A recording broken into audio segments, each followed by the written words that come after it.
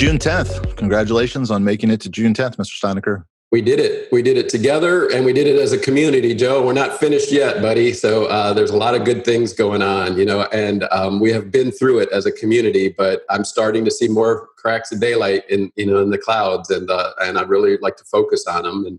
But our data still is not going well, Joe. To be real honest, we have a issue about the volume of people getting sick. So I'm going to jump right into the numbers because we got a full show here. But let me just share my screen and see where we go from here. All right.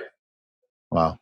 Yeah. So I heard your wow, Joe, and everybody should be saying that if you've been watching this a few days in a row now. The two boxes we're looking at on the scorecard, and we want them to be green, are the weekly percent positive. That went up on Monday after a bad week of just more cases. This used to be under 2% of all cases were positive. Now it's a little over. And now you see, Joe, what you and I know, this number of 34.5 daily average cases on a 14-day average is by far the highest, almost 10 higher than our peak when we were all in isolation. So we have still got the COVID virus in our community, and it's still taking down some people.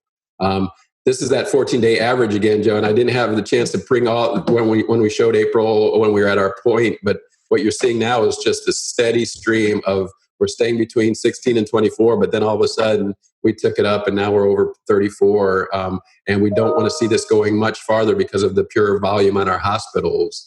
So we are at a point now where everybody, and you're starting to see more and more conversations about it, but are we doing everything we can to keep everybody safe? What I am really appreciative of, and I've talked to a lot of our authorities in the hospital system too, is we do have to take this with a grain of salt. There is a lot more people getting positive tests, but look how many more tests we really are doing now. 2,800 tests, 2,400 tests. Joe, we weren't doing that in a 2-week period when we first started. So that is a pretty crazy number. So that's showing exactly what we were hopeful of. And now these last couple of days, while we experienced the weekend of some rough numbers, you're starting to see it level back down to under that 2%, which we're a lot more comfortable with. So maybe it was a momentary spike, but we've still got to pay attention to it. The good news, and again, this graph, if it's hard to read, these were yesterday's numbers, and these are today about just our hospital beds. I just want to make sure, and it looks like we have more ICU beds, so that's a good sign. So it means the people that had been getting sick didn't jump into those beds, and we're keeping kind of steady on both ventilators and true beds. So to me, it's one of, it's out there, you're going to get sick. Our hospitals are at the point of really wanting to make sure everybody understands that it really is one of the things you can do is wear that flocking mask as we talk about. In fact, I don't know if we want to bring it up right now, Joe, or yeah, let's do it. We can do it. Cool. The other thing, I'm really proud of this community, but the St. Pete group, which you're part of, and a lot of other folks, the city and Spectrum all got together to try to do something even a little more, different about how do we do something that will really get people's attention. So let me try to bring that up real quick. We also have another little PSA that everybody's working on. That I really want to show off here. Yeah, this was an idea that Paul Carter is very active in the chamber. He's also a member of the St. Petersburg group, and he had seen a similar contest up in New York that had some really cool responses. And so we thought we'd give it a shot down here. So we reached out to Spectrum, talked to the city. You and I talked, Chris, and we thought it'd be fun to do a little PSA contest. People can film them on their phones. Some of the ones in New York were really professional and very cool. Our theme is, how do you remember your mask? So it's just, we're looking for things that can be funny, can be emotional, it can be utilitarian and practical, but mainly it's about having fun and doing some creative things to help people remember their mask. Because I know I forget mine sometime and have to make the long back to the car or drive back to the house. And maybe these will help me remember. Good news is the winner will get aired all over Spectrum, which they have a lot of channels and a lot of cool outlets for that. And we'll be happy to also put them out on the Catalyst as well and through your channels and the city's channels. Right on. So that's exciting. So I think it's just another way that the community can work together. Those who do want to mitigate the risk of spread are trying to do everything we can. We're leading the charge on it, but we need more people. So if others, listeners and viewers of the Catalyst or the Chamber want to weigh in on that, please. That's what this forum is all about but we need all that helpful ideas to keep moving forward. But we are moving forward. And so what I want to do today, Joe, is talk about how our business districts in our community are moving forward. And I want to start in the Deuces district. And I'm going to bring in Antoine and Beatrice from the Deuces. And we'll talk about a little bit of their hard work, but also maybe a little bit of success they just have had. Yeah. So, Hello. There's Antoine and Beatrice. Welcome, guys. Hello. Good morning. Did you guys have a lot of champagne and strawberries in the green room that the Catalyst now is providing? Yes, we did. Oh, good. Okay.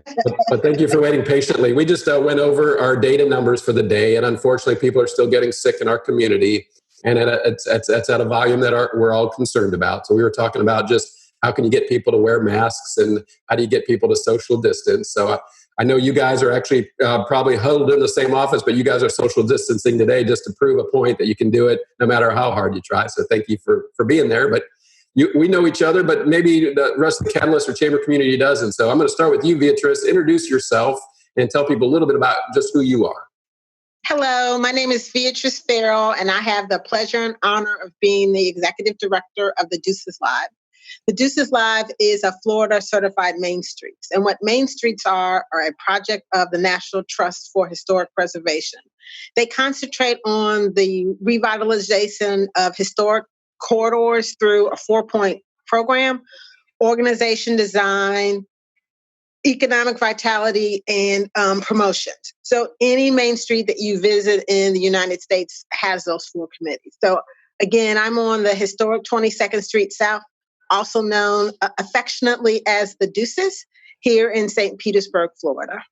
And Beatrice, how long have you been involved in this? I've been working for the Deuces. I think this is about 7 years now. So, and prior to that, I was a commercial lender for what is now, it's not JP Morgan. I think it's JP Morgan Chase now. It might be something else. It's one of those signs out there. I can't think of what the name of it now is. I have I have to do a shout out to my Rattler. So I was educated in higher learning at Florida A&M University in Tallahassee, Florida. There we go. All right. Well done. And Antoine, how about yourself? Tell the folks a little bit about yourself. Well, good morning again. St. Pete native, born and raised. Currently, I'm holding the chair position for the Deuces Live. I started 6 years ago. Came on, my first responsibility was a treasurer. And here I am now, chair, and just working to do what we can on the corridor. Great. So, Antoine, thank you for joining us. Beatrice, you're the paid staff for that, but Antoine, you're a volunteer chair of that organization. Before I get into just what you guys do, what have you gotten from volunteering with Beatrice? Like, why do you do that? What's in your heart that makes you want to volunteer your time to do something like that? Well, I have to say that it's in my blood. There's generations that have been passed down, volunteering and helping others. And so I just get great pleasure in seeing others be able to benefit from the resources that they may or may not know of that are happening in the community. And working with Beatrice and the Deuces and other organizations here in the city, I've found out that there are many resources that, again, like I said, a lot of people don't know about. And so it gives me great joy to be able to share that information to see people do better. That's beautiful. I appreciate it because I really, we're all based, Beatrice and the Chamber, our organizations are all based on volunteers. And when you get a good one and they rise to the level of chair, you want to get in their head because their heart is full already, but why they do it and to inspire others to do it is important. So Antoine, thank you for inspiring others to get involved in our community efforts. It's really important. And so you guys have been really working hard the last 12 weeks. I know you've been working hard 7 years, Beatrice. I watch you, but so I'm not saying you haven't been. But just these last 12 weeks, your lives have changed. So how has life on the Deuces been these last 12 weeks? It's been challenging. A lot of it's one thing to read statistics about how communities of color are impacted. It's one thing to live it. There's a significant amount of people on the corridor who work in frontline positions. They work in nursing homes. They work around people who are to provide nursing services. They're in hospitality, retail. So a lot of people who have the ability to work from home don't live on and around the corridor. So we've seen all the disparities that you read about. But what people don't talk about is the spirit of the people who do these jobs. And so I think sometimes we get overwhelmed with the negative information. We live in a community that's just bursting of everything that's positive about people in general. And it exhibits itself in the midst of all of this bad news. The people on the corridor are like probably one of the best group of people that I've ever worked with. So shout out to everybody who's on and around the Deuces, legacy people and new neighbors. So I just want to say that it's been challenging in a different way, but we know that our community is going to come out on the good side of this. Well said. And so you guys offer a lot of programs and services and trying to do what you can, regardless of COVID and regardless of these current protests, to wake up America about what we really need to do. But what kind of new, for the COVID part first, let's start with that. What did you guys have to do anything new or different, Beatrice? Or because we've been talking to a lot of our different businesses and organizations about just how did they lean into this? How did they mobilize themselves? So just share with folks anything you saw different, or you or Antoine, just share with us what did you guys do different in the last 12 weeks that you hadn't done before? Is there any projects or programs that you want to highlight? Well, a lot of our businesses stayed open, and next week they were social distancing. When the schools closed, there was a church on the corridor. The schools closed on Friday. On Monday, they were providing lunches. So the community did what it does best, which is take care of itself. The restaurants that stayed open, there were about 6 of them, just converted to takeout. Call, get your order, and we'll give it to you through the window. So the professionals, the insurance and tax people were like, okay, so we're going to have you come in 2 at a time. The clinic on the corridor responded as they stayed open, and they just had people make sure that they social distance, and gloves and hand sanitizers everywhere. The college closed and went immediately to social distancing. We have a rural theater. The Boys and Girls Club is on the corridor. They still continue to provide dinners for children from 5 to 12. So again, people on the corridor responded like people always do. It's like, what can we do to help each other? But the frontline people who stepped up are the people that you may not read or hear about, but we on the corridor know who they are. I think that's why it's so important to have Main Street districts anyway, or just district leaders anyway, because you know who's in your community, and in times of crisis like that, you're able to help be a captain of a ship of saying, here, we got to keep moving, and that's what I saw you guys do. But you ran into an issue with internet, right? And one of the things that everyone was like, okay, we're going to go to social distancing, and schools are going online, and you got to get Zoom in and all that stuff, and You work with Allison and Grow Smarter and others on just trying to provide internet access. How is that going? And what did you learn from that experience? What we learned is that there are a lot of people in the community that are looking toward solutions to an issue. One of the things that Deuces has been able to do is be active in all the resources that are here. Grow Smarter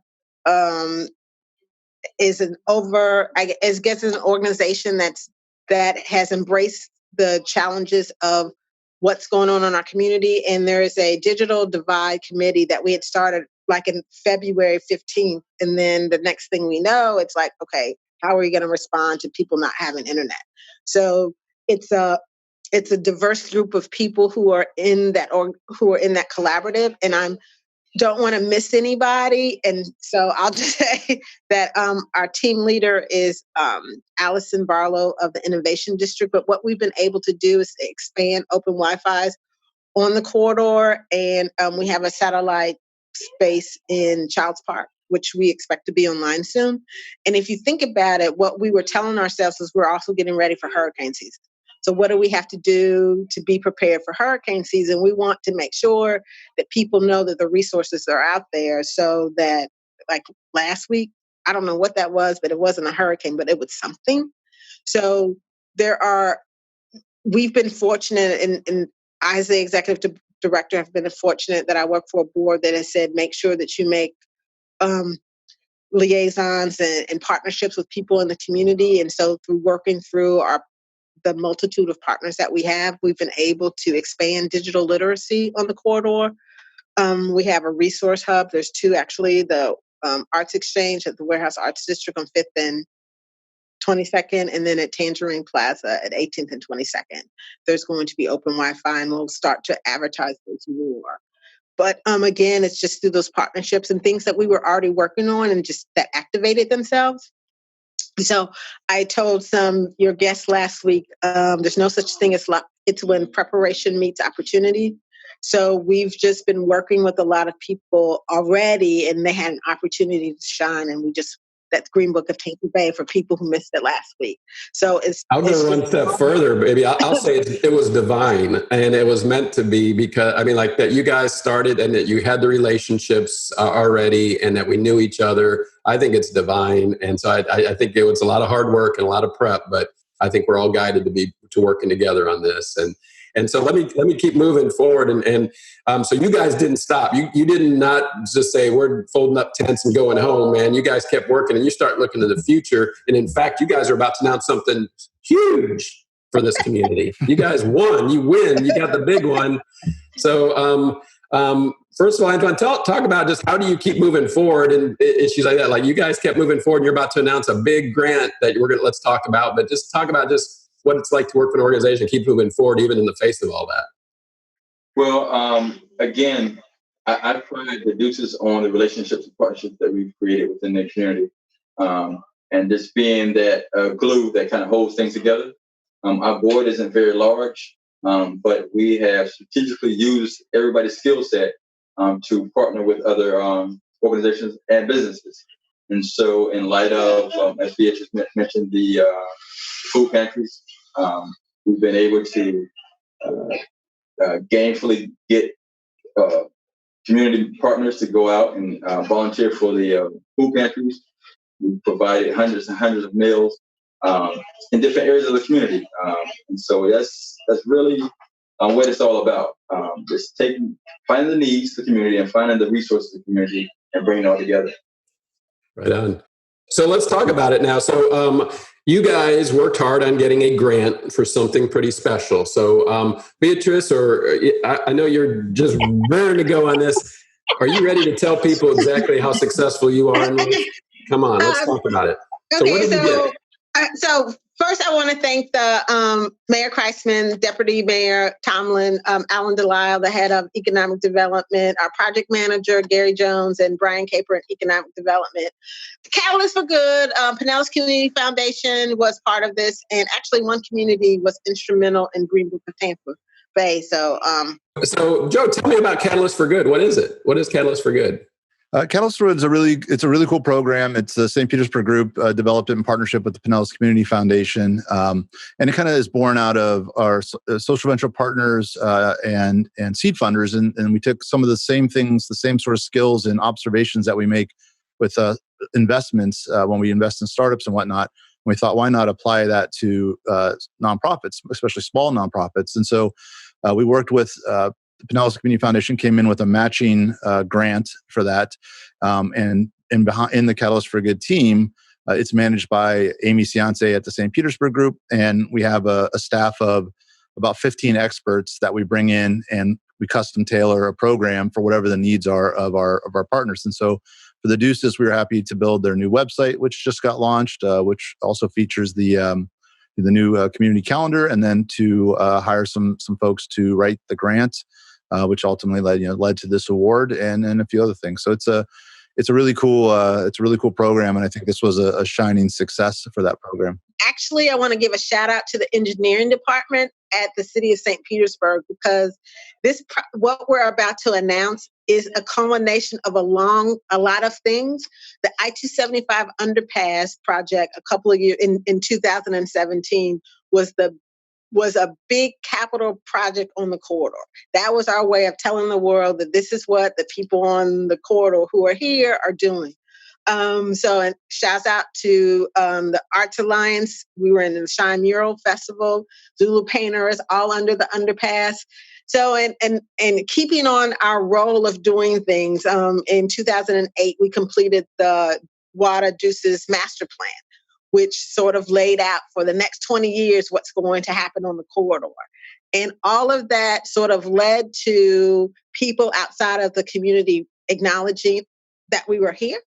And we got a call from someone at CapEx. It's a firm. It's an owner's representative firm. And what they do is help community-based organizations reach their full potential. So if you have a project, they have the expertise. They'll marry the energy and excitement that you have with technical expertise.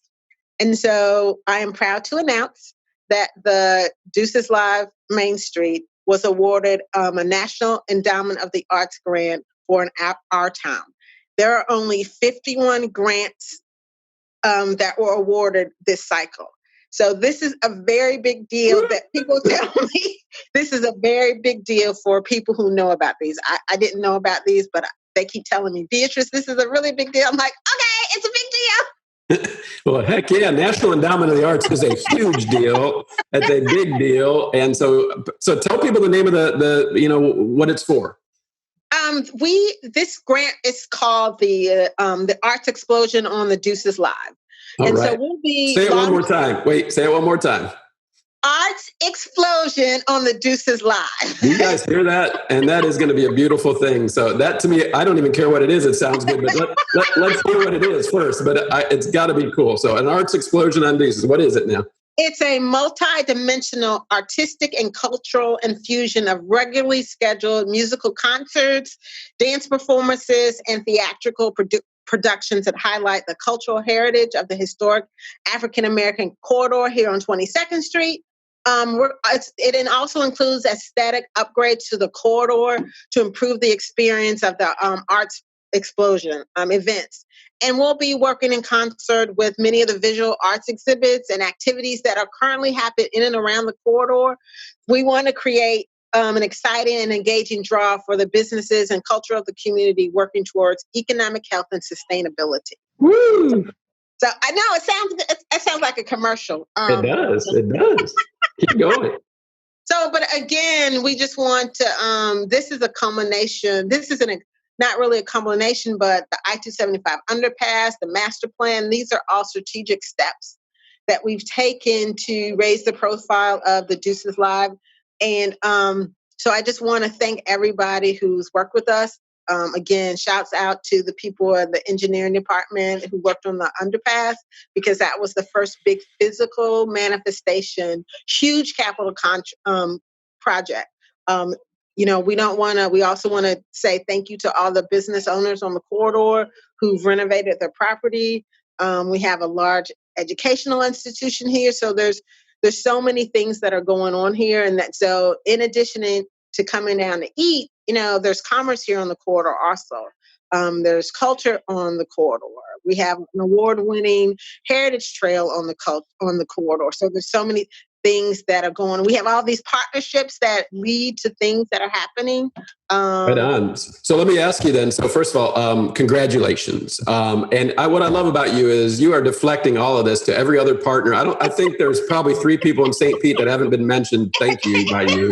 And we'll put them in the notes afterwards to make sure that they don't feel bad. But first of all, you need to be recognized as the leader of all that. Those last 7 years of everything that has happened is because someone's willing to keep pounding the rock, keep showing up every day when it wasn't as wonderful for you. So I know that it takes a great leader. And so I would really ask, Antoine, what does a big grant like this mean to you, being a chair, but mean for your community? You said you're a lifelong resident. What does a grant like this mean for you? Well, first of all, again, thanks to now, let's give shout out, but I'm going to shout her out because, again, for 7 long years, she's been dedicated and willing to stick with this, all the accomplishments for the Deuces, never wavering, never giving up, never being discouraged. Well, maybe she didn't stop. But what it means to me is a chance and opportunity to bring back the history and the heritage of the Deuces. So once upon a time, there was music and festive events and food and joy and laughter and entertainment that built this corridor, whether it be from families here in the community and or bringing in outside entertainment. And this is where you can find all those things. Anything from gas stations to food, to restaurants, anything you think of, there was businesses here on the corridor. And so now is the time that we can bring those things back to where it used to be, or at least close to it as we can. Love it, brother. I agree. And so, like, hey, when does it start? When does the explosion start? Like, I want to go. Is it this Friday? When does it? It's already started. Again, these are the grassroots that have already been started. We're working slowly. You guys questioned earlier, so we slowed down in that area a little bit. We're having every second Thursday, First and third Thursday. First and third Thursday. So of course, social distancing, we had to kind of slow it down in that facet. But look, we can still celebrate from afar. We're celebrating, we're rejoicing, we're having a good time.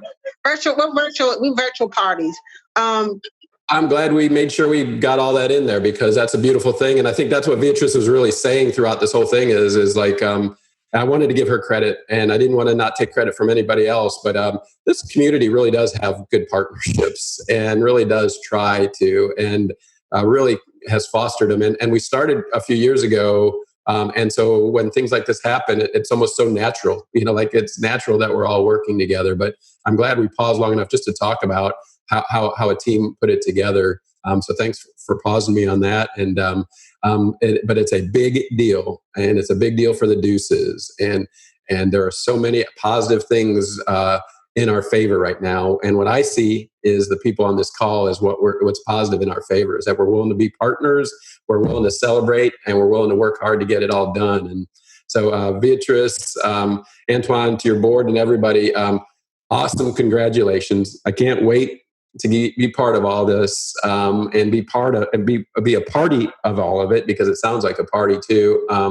And then we know we're not done yet, and we know we got a lot of work to do, but this is a great start, and I appreciate everybody. And thank you for joining us today for the news. I know there's going to be some press releases out, and we're going to share that with everybody as well. So the rest of the world knows that we got one of the 51 in the country, and it's right here in the place that we care about the most. So let's make sure it happens. And if there are folks who want to learn how to help Beatrice, in the article that's on Catalyst this afternoon, we'll have her contact information, because she's not done, and she's got some more work to do. So let's help her out. Right. And Joe, thank you for bringing us to the table today. I appreciate it. Sure. Well done, guys. Thank you, Joe.